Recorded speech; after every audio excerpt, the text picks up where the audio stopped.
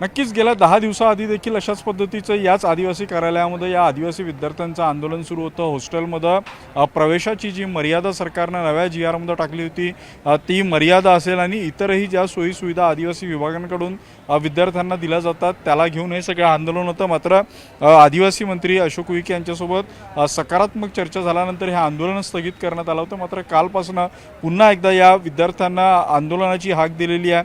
त्यांच्या ज्या मागण्या होत्या त्या पूर्ण होत नाही तोपर्यंत ते आंदोलन पुढे ठेवण्याचा इशारा या आंदोलक विद्यार्थ्यांनी दिलेला आहे। काल या आंदोलनाची दखल राहुल गांधींना देखील घेतलेली आहे, कारण आपण पाहिलं होतं की छात्र की गुंज या कार्यक्रमामध्ये एका आदिवासी विद्यार्थिनीनं त्यांचे प्रश्न राहुल गांधींसमोर मांडले होते आणि त्यानंतर राहुल गांधींना मुख्यमंत्री देवेंद्र फडणवीस यांना एक पत्र लिहिलं। त्यामुळे आता हे आदिवासी विद्यार्थ्यांचं आंदोलन देश पातळीवर पोहोचलेलं आहे आणि आता देशातून या आंदोलनाला प्रतिसाद मिळत आहे। आदिवासी विद्यार्थ्यांचे काही नेते आपल्यासोबत आहेत। मला सांग, 10 दिवसाआधी तुम्ही आंदोलन स्थगित केलं होतं, आज पुन्हा आंदोलनाची हाक दिलेली आहे, काय पार्श्वभूमी आहे, काय नवीन मागण्या यावेळी?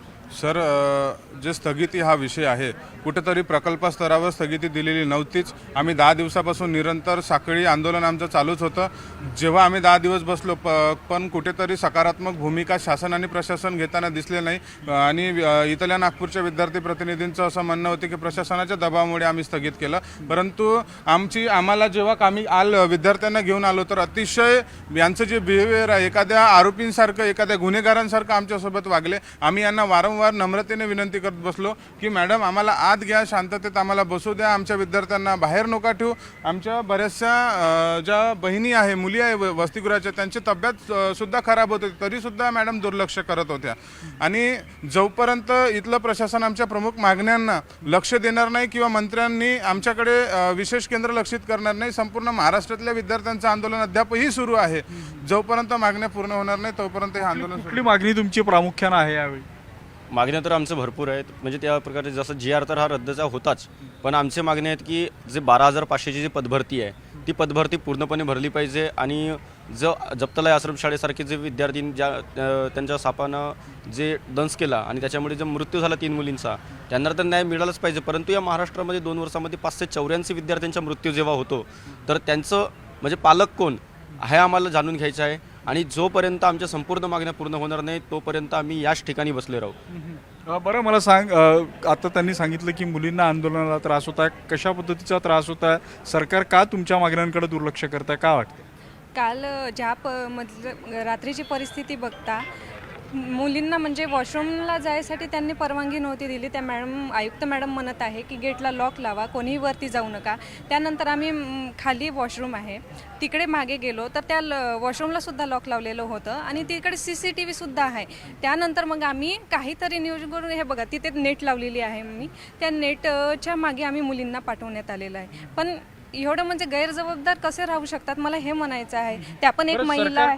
काय का लक्ष देत नसेल तुमच्या आंदोलनाकडे, काय वाटतं तुम्हाला? सर, मला असं वाटते का त्यांना आमची काही फिकरच नाही आहे। पहिली बात तर त्यांना आमची फिकरच नाही आहे। जर त्यांना आमची फिकर असती तर ते आमच्याकडे लक्ष दिला असता आणि जे आमच्या विद्यार्थ्यांची तब्येती वगैरे होत आहेत त्यांच्याकडे पण लक्ष देत नाही आहेत आणि वॉशरूमकडे पण जाऊ देत नाही आहेत। बरं, आता तुम्ही कालपासून आंदोलन सुरू केलेलं आहे, राहुल गांधींनी मुख्यमंत्र्यांना पत्र लिहिलेलं आहे, प्रशासनाने काही तुमच्याशी चर्चा केलेली आहे का? याच्यात काही आता चर्चा पुढे जात आहे, वाटतं तुम्हाला आंदोलनातून तोडगा निघेल? सध्या तरी प्रशासनाने कसलीही आमच्याशी चर्चा केलेली नाही आहे। जेव्हा की इथल्या विद्यार्थ्यांचा आवाज पोलीस प्रशासनाला समोर करून दाबण्याचा प्रयत्न इथं दिसतोय, जो अतिशय चुकीचा आहे।